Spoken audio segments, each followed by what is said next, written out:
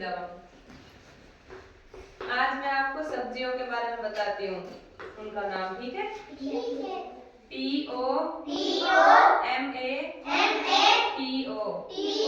TOMATO, tomato.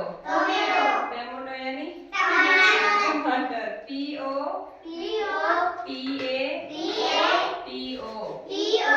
POTATO, potato यानी आलू। CARROT,